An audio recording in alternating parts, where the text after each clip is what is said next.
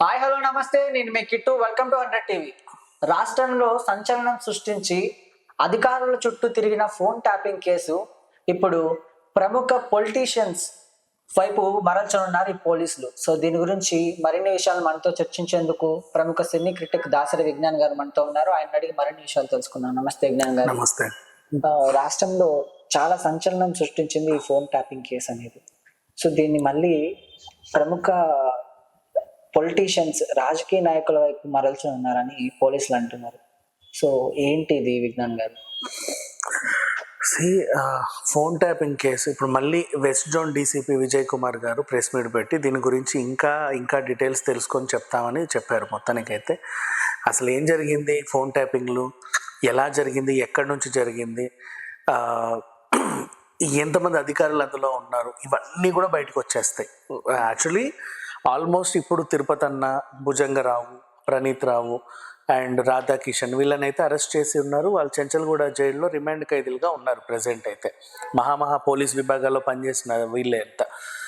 Next ఆయన రావాల, SIB chief Prabhakar Rao, ఆయన్ని రానివ్వకుండా కేసీఆర్ ఆపుతున్నాడు. మధ్య మధ్యలో హరీష్ రావు వెళ్ళి ఆయనకు చిల్లరిస్తున్నాడు, రాకుండా చూస్తున్నారు. ఆయన ఏమో యాక్చువల్గా జూన్ 26కే ఆయన వీసా గడువు అయిపోయింది అక్కడ.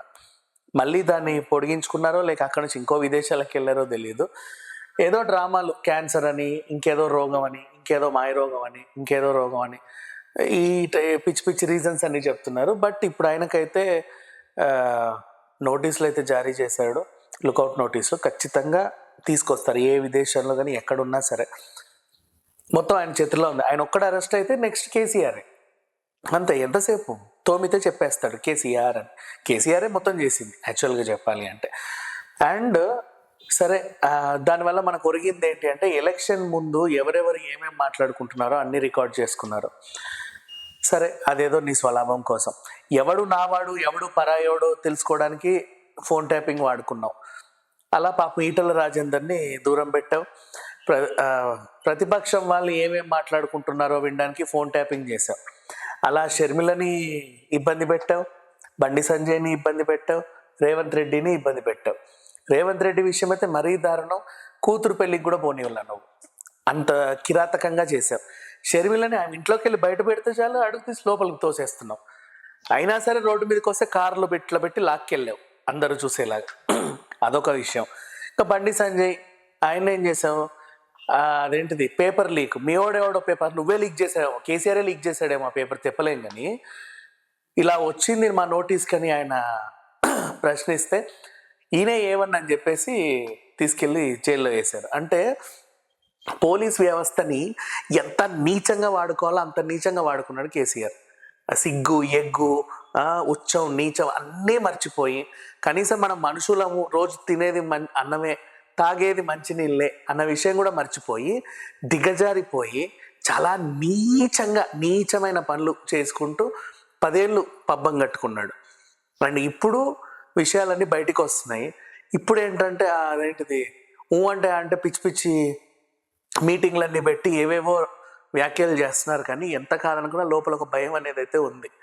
అండ్ నెక్స్ట్, మొన్న అసెంబ్లీలో బడ్జెట్ గురించి వ్యతిరేకంగా మాట్లాడితే ఎక్కడ మోడీ నన్ను ఎక్కడ నొక్కుతాడో అని చెప్పేసి అసెంబ్లీకి ఎందుకు రాలేదు అంటే, నాకు బాగలేదు అన్నావు. సరే, బాగలేదు, ఎందుకు రాలేదు మీ వాళ్ళు అని కేటీఆర్ని వాళ్ళని అడిగితే, మీకు సమాధానం చెప్పడానికి కేసీఆరే రావాలా, మేము చాలు అన్నాడు. బాబు, కేసీఆరో పీసీఆరో ఏసీఆర్ అయినా సరే అసెంబ్లీ సమావేశాలు అంటే రావాలి.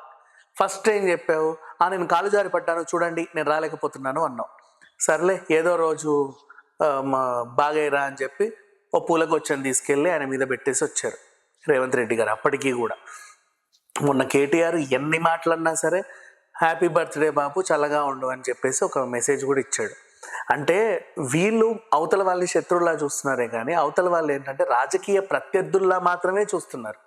అతను ఒక రాజకీయ ప్రత్యర్థి అంతే, శత్రువు కాదు. మనకేదో చిన్నప్పటి నుంచి గట్టు పంచాయతీలు లేవు, ఏమో నా ఇంటికి వచ్చి మనం జుట్టు పీక్కొని కొట్లాడుకుంది లేదు, అంతేగాని. కానీ వీళ్ళకి ఆ కామన్ సెన్స్ లేదు. ఈ కేసీఆర్ కానీ కేటీఆర్ కానీ ఆ ఫ్యామిలీకి కానీ ఆ పార్టీ మెంబర్స్ కానీ మొత్తం ఆ చెత్త చెదారం అంతా ఉంటుంది ఒక మంద.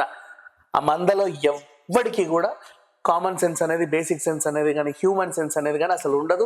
ఈ జన్మకు రావు. మళ్ళీ ఇంకా చెప్పాలి అంటే సరే, వాళ్ళ పతనం అయితే ఆల్రెడీ పతనం అయిపోయారు. ఇంకా ఇంకా ఇంకా నెక్స్ట్ లెవెల్ ఉన్నాయి. కూతురేమో లిక్కర్ కేసులో ఢిల్లీలో ఉంది, వెళ్ళి చూడలేని పరిస్థితి. ఎక్కడ ఎయిర్పోర్ట్కి వెళ్తే పట్టుకెళ్ళి తీసుకెళ్ళి నన్ను లోపలేస్తారన్న భయంతోనే ఆయన పోలా, ఇక్కడిక్కడే తిరుగుతున్నాడు జనాలను వేసుకొని. సరే, ఈ వ్యవహారం అంతా పక్కన పెడితే ఫోన్ ట్యాపింగ్ విషయంలో వీళ్ళు చేసిన దారుణాలు 1 కాదు 2 కాదు 100. సాక్షాత్ గవర్నర్ ఫోన్ ట్యాప్ చేశారు, తమిళసై హైకోర్టు జడ్జిల ఫోన్లు ట్యాపింగ్ చేశారు. ఇంకా నాకు తెలిసి వాళ్ళ సొంత కుటుంబ సభ్యుల ఫోన్లు కూడా ట్యాపింగ్ చేసే ఉంటారు 100%. ఎందుకంటే అంత చేసిన నీచుడు ఈ మాత్రం చేయడా అన్నట్టుగా ఖచ్చితంగా చేసే ఉంటారు. అండ్ ఎక్కడెక్కడ అంటే ఇప్పుడు బడా వ్యాపారవేత్తవి నువ్వు, మంచి ఉన్న ఎంత బడా వ్యాపారవేత్త అయినా సరే ఏదో ఒక చిన్న చిన్న కేసులో ఏవో ఉంటాయి. నీ ఫోన్ ట్యాప్ చేస్తారు, నీకు ఎక్కడి నుంచి డబ్బులు వస్తున్నాయి, ఎక్కడికి పోతున్నాయి, నువ్వేం చేసావు, ఏదో చిన్న మిస్టేక్ ఉంటుంది కదా ఎక్కడో మూలకి, దాన్ని పట్టుకొచ్చి నిన్ను బ్లాక్మెయిల్ చేయడం. ఈ 4 పోలీసులు ఎవరైతే అరెస్ట్ అయి ఉన్నారో వీళ్ళు తీసుకెళ్ళి కూర్చోబెట్టి నిన్ను టాస్క్ ఫోర్స్ అని చెప్పి కూర్చోబెట్టి బెదిరించడం. జైలుకి పోతావు, ఉరి శిక్ష చేస్తాం, అది చేస్తాం, ఇది చేస్తాం, మొత్తం మా చేతుల్లో ఉంది, మరి ఏం చేయాలి, అది ఇచ్చేసే, ఇది ఇచ్చేసే, గతం అంతే. అలా బయటకు వచ్చిన బాధితులు కూడా 2-3 ఉన్నారు. 2-3 ఏంటి, 2-3 బయటికి వచ్చారు. రాని వాళ్ళు వేలల్లో ఉంటారు, లక్షల్లో కూడా ఉండొచ్చేమో, చెప్పలేము. అండ్ లోకల్ దందాలు ఎక్కడంటే జనాల దగ్గరే దోచుకున్నాడు. ఇంకో చెప్పన, నయీంని చంపింది కూడా కేసీఆర్ హయాంలోనే. మరి వాడు ఆయన ఆస్తులు ఎన్ని ఉన్నాయి అనేది ఎవరికి చెప్పాల, దోచేసుకున్నాడు. ఇట్లాంటివి పెంట పనులన్నీ చేశాడు. జనాలకు మాత్రం ఏం చెప్పడం, రౌడీ ఈజాని, గూండా ఈజాని నేను అరికడుతున్నాను చూడు అని చెప్పేసి. కానీ వాళ్ళని దోచుకునే ఇంకా పెద్ద గూండా అని వీళ్ళకి తెలియట్లా, ఇప్పుడు బయటపడింది. సో మొత్తానికి అయితే ఫోన్ ట్యాపింగ్ వ్యవహారం కొలిక్కొచ్చే అవకాశం అయితే ఉంది. ఎంత కాదనుకున్నా ప్రభాకర్ రావుని పట్టుకొస్తారు. లేదు అంటే కేసీఆర్ ఇంకో వ్యూహ రచన కూడా చేయొచ్చు.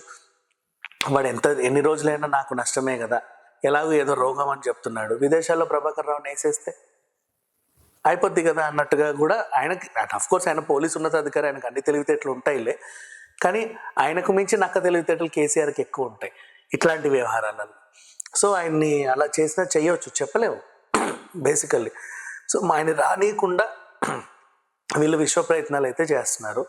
ఎంతసేపు అంటే ఆయన వచ్చాడు, ఒక్కసారి పోలీసులు అరెస్ట్ చేశారు అంటే నెక్స్ట్ ఆ రాత్రికో ఆ తెల్లారికో 24 గంటలు గడవకముందే కేసీఆర్ ఖచ్చితంగా అరెస్ట్ అవుతాడు.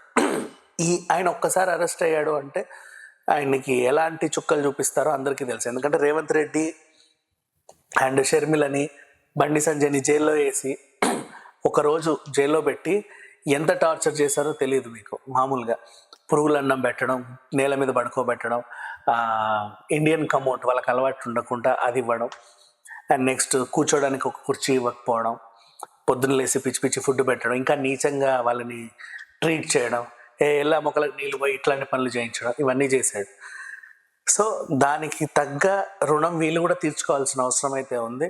నిన్న కూడా రేవంత్ రెడ్డి గారు అన్నారు ఒక మాటలో, ఒక మహిళా జర్నలిస్టుని తీసుకెళ్ళి అన్యాయంగా జైల్లో వేశారు, మీ మాట వినలేదు అని. ఆమె పాపం తగిలే ఇప్పుడు మీ కవిత జైల్లో ఉంది అని ఎందుకు అన్నాడు అంటే, బోనాల పండగ కూడా కవిత బయటికి రాలా. బోనాల పండగకి యాక్చువల్గా తెలంగాణలో బోనం బతుకమ్మకి ఈమె మొహం ఎక్కువ ఉండేది. ఆ పాపిష్టి చేతులతో బోనం ఎత్తేది, అదే పాపిష్టి చేతులతో బతుకమ్మని తీసుకెళ్ళేది తెలుసా. నిజంగా చెప్పాలంటే ఈ దశాబ్ది వేడుకలకి, బోనాలకి ఈ బోనాలు ప్రక్షాళన చేసినాయి అనుకోవచ్చు. ఇన్నేళ్ళు ఏ పాపపు చేతులతో అయితే ఆమె బోనం ఎత్తిందో ఆ దరిద్రాన్ని కడిగేశారు. ఇప్పుడు ప్రజెంట్ ఈ బోనం నిజంగా చాలా గ్రాండ్గా, అందంగా, క్యూట్గా జరిగింది. ఇంకా సెలబ్రేషన్స్ ఆగట్లే అక్కడక్కడక్కడ కొన్ని శివారు ప్రాంతాల్లో, అంత బాగుంది. ఏదేమైనా సరే కేసీఆర్ అరెస్ట్ ఖాయం. ఈ ప్రభాకర్ రావుని కూడా ఖచ్చితంగా తీసుకొస్తాడు. ఇన్ కేస్ ప్రభాకర్ రావుని కేసీఆర్ చంపేస్తే విదేశాల్లో ఆ రకంగా కూడా ఈయన తప్పించుకునే అవకాశం అయితే లేదు. అండ్ నెక్స్ట్ వీళ్ళే చెప్పారు వీళ్ళు చేసిన అరాచకాలని. ఎవడు చెప్పు, మాకు అందరూ ప్రభాకర్ రావు చెప్తే చేసాం, ప్రభాకర్ రావు చెప్తే చేసాం. మరి ప్రభాకర్ రావు ఎవడు చెప్తే చేయించాడు? ఆయన సొంతంగా అయితే చేయించలేదు కదా. ఆయనకి అండగా ఉంది కేసీఆర్. ఈయన కూడా ఎంత తెలివితేటలంటే ఇందులో కూడా కులం చూసుకున్నాడు. మనోడైతే మనకి ఎప్పటికీ ప్రాబ్లం ఉండదు కదా అని చెప్పేసి ఇలా ఈయన ప్రణీత్ రావే, ప్రభాకరు రావే, ఆయన రావే, ఈయన రావే, అందరు రావులనే పెట్టుకున్నాడు. మనోడు అయితే మనకి ఏ ప్రాబ్లం ఉండదు అన్న చిన్న అత్యాశో ఇంటెన్షనో ఏదో ఒకటి. సో మొత్తానికైతే మీరు చూస్తే ఇప్పుడు బతుకమ్మకు కూడా కవిత అయితే బయటికి రాదు, జైల్లోనే చేసుకుంటుంది ఖచ్చితంగా. ఈలోపు కేసీఆర్ అయితే 100% అరెస్ట్ అవ్వాలి. మరి ఇంకా వీళ్ళు ఎందుకు వేగవంతం చేయట్లేదో తెలియట్లా. ప్రాసెస్ అయితే ఇప్పుడు వీళ్ళు ఇంకొక ప్లాన్ బి అమలు పరుస్తున్నారు. దాంట్లో ఖచ్చితంగా ఇంకా ఆధారాలు అయితే తీసుకొచ్చి ఈయన అరెస్ట్ చేసే అవకాశం అయితే 100% ఉంది. ఓకే విజ్ఞాన్ గారు, థ్యాంక్ యూ. Thank you.